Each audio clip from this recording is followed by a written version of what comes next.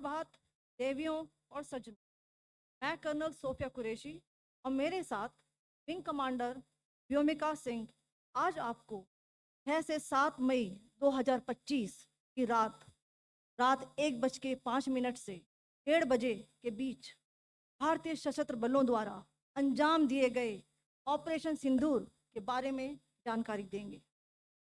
Operation सिंदूर 22 अप्रैल को पहलगाम में हुए विभत्स आतंकवादी हमले के शिकार मासूम नागरिकों व उनके परिवारों को न्याय देने के लिए लॉन्च किया गया था। इस कार्रवाई में 9 टेररिस्ट कैंप्स को टारगेट किया गया और पूरी तरह से इसे बर्बाद किया गया। पाकिस्तान में पिछले 3 दशकों से टेरर इंफ्रास्ट्रक्चर का निर्माण हो रहा है। इसमें recruitment, indoctrination centres, training areas व लॉन्च पैड शामिल थे, जो पाकिस्तान और पाक अधिकृत जम्मू कश्मीर POJK दोनों में फैले हैं। Operation Sindoor was launched by Indian Armed Forces to deliver justice to the victims of Pahalgam terror attack and their families. 9 terrorist camps were targeted and successfully destroyed. Over the last 3 decades, Pakistan has systematically built terror infrastructure. It is a complex web of recruitment and indoctrination centers, training areas for initial and refresher courses, and launch pads for handlers. These camps are located both in Pakistan as well as Pakistan-occupied Jammu and Kashmir areas. Some of the well-known training camps are located, as you can see on the screen. They are distributed from Sawai Nala in the north, counting to approximately 21, ending at Bhagalpur to the south. इन लक्ष्यों का चयन विश्वसनीय intelligence सूचनाओं के आधार पर हुआ ताकि आतंक गतिविधियों की रीढ़ तोड़ी जा सके, और यह खास ध्यान दिया गया कि निर्दोष नागरिकों और सिविलियन इंस्टॉलेशन को नुकसान न पहुंचे। Selection of these targets for Operation Sindoor was based on credible intelligence inputs and role of these facilities in perpetrating the terror activities. The locations were so selected to avoid damage to civilian infrastructures and loss of any civilian lives. This was done with due diligence, and the camps selected for targeting and their engagement will now be shown to you one by one. POJK ये targets मैं आपको बताना चाहूँगी। सबसे पहले सवाई नाला camp Muzaffarabad, जो कि POJK के लाइन ऑफ कंट्रोल से 30 किलोमीटर दूर है।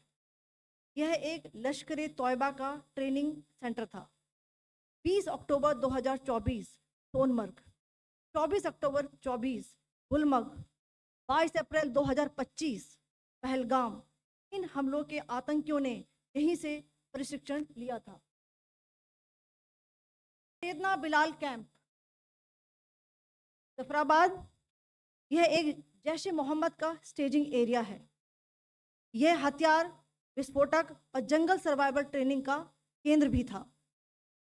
गुलपुर कैंप कोटली, यह LOC से 30 किलोमीटर दूर था। लश्कर तोयबा का बेस था, जो रजौरी पुंछ में सक्रिय था। 20 अप्रैल 2023 को पुंछ में और 9 जून 2024 को तीर्थ यात्रियों के बस हमले में यहीं से आतंकी को ट्रेन किया गया था।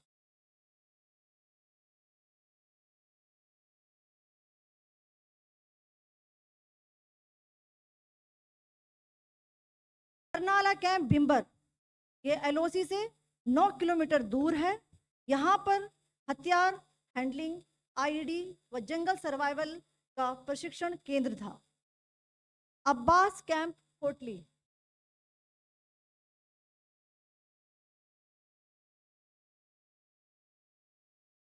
यह LOC से 13 किलोमीटर दूर है। लश्कर तोयबा का फिदाइन यहाँ तैयार होता था। इसकी कैपेसिटी 15 टेररिस्ट को ट्रेन करने की थी।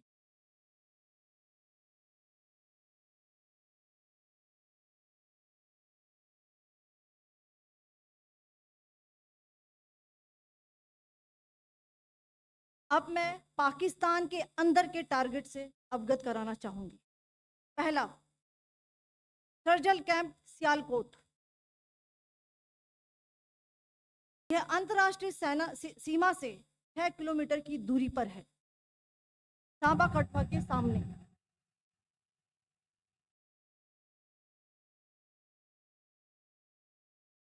मार्च 2025 में जम्मू एंड कश्मीर पुलिस के 4 जवानों को जो हत्या की गई थी, उन आतंकवादियों को इसी जगह पर ट्रेन किया गया था। दूसरा, महमूना जाया कैंप सियालकोट। यह 18 से 12 किलोमीटर आईबी से दूर था। हिजबुल मुजाहिदीन का बहुत बड़ा कैंप था। ये कठुआ जम्मू क्षेत्र में आतंक फैलाने का नियंत्रण केंद्र था।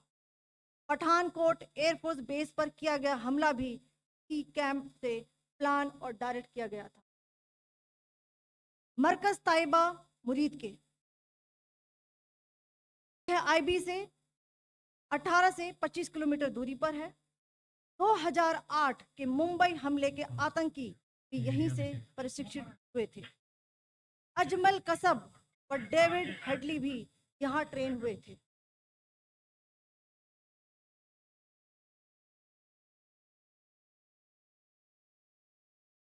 ये दूसरा आया।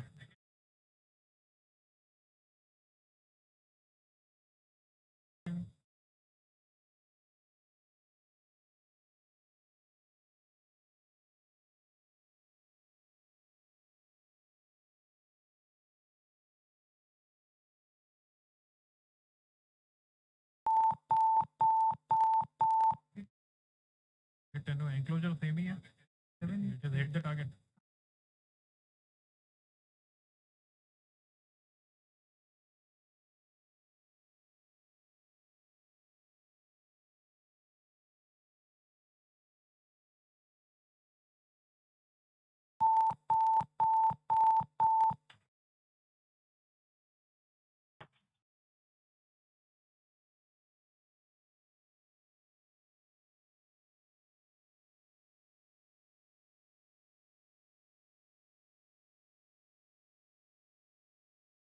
मरकज सुभान अल्लाह भावलपुर, ये इंटरनेशनल बाउंड्री से 100 किलोमीटर दूर है।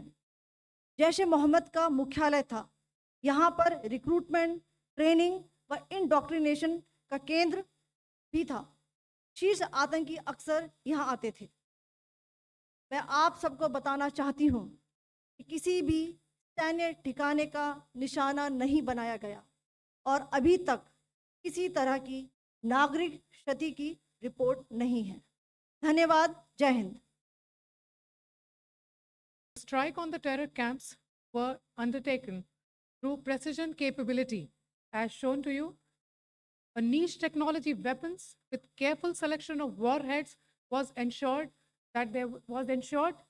so that there will be no collateral damage. The point of impact in each of the target was a specific building or a group of buildings.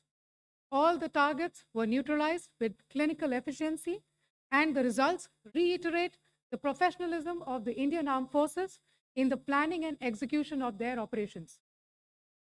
No military establishments were targeted.